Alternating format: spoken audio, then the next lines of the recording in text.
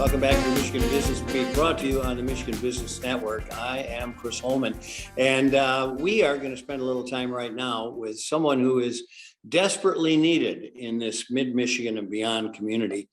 Michelle Lantz is the CEO of the Greater Lansing Food Bank, headquartered in Bath, and that's your wonderful new facility behind you. But boy, Bath is like the smallest little speck on the areas that you cover. Welcome, first of all, to the show again, Michelle, and let's talk about your area of coverage. All right. Thanks, Chris. It's great to be back.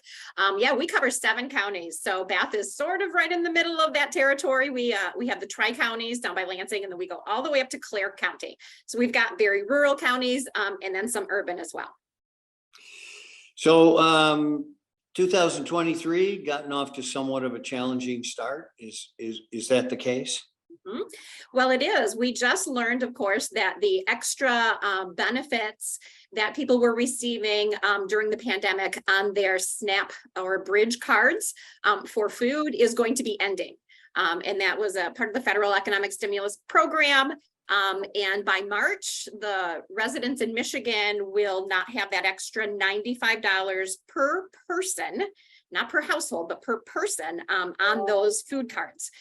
So we anticipate our food bank and all food banks across Michigan are anticipating that we will see an increase of people who are coming out for charitable food because of that ending.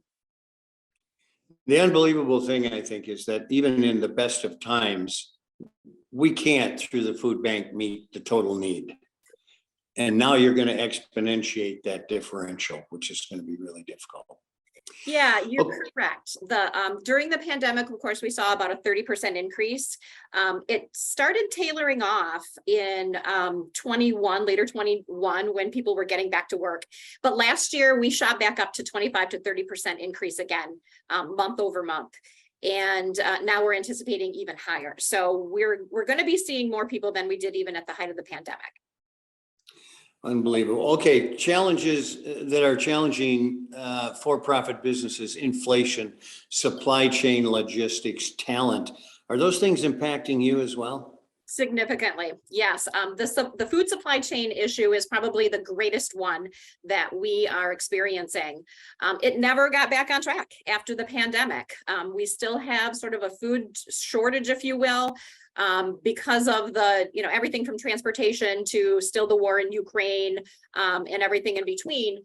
We get a lot of the food that we distribute out donated to us. So in past years, about 50% of what we would be able to distribute is donated from either a retail store or from what the USDA purchases from the agriculture industry and transfers out through us. And this last year, of course, with food supply being short, they weren't able to purchase hardly anything to get to food banks. So we dropped from about 30% of USDA food down to 17% of USDA food, and retail donations dropped as well. So for us, that meant we had to purchase the balance of all of that food. And of course, we were purchasing it at a higher cost because food inflation is hitting everybody. Yeah, absolutely. So let's talk a little bit about also the fact that you're seeing more commercials where churches and local groups are promoting their food bank. Do you come into play in that as well? Yes, we do. Actually, we have a network of 150 partners, food bank or food pantries. So churches are a big part of that, who get their food from us. And because we've had a bit of a food shortage, they are seeking food from other sources as well. We want to get back to the point where we can provide almost everything that they need, so that they don't have to go out and fundraise on their own. So that means more fundraising for us. That's the only way that we can get the dollars that we need to purchase the food to distribute out to the community. So how about talent within your organization? Are you able to get the people you need? Fortunately, we are. We had a shortage during the pandemic, like everyone else. But since then, we are now fully staffed. And I think people really kind of decided that they wanted to maybe do something meaningful in their lives, right? So they're seeking out organizations like ours, where the mission is at the forefront of everything that we do.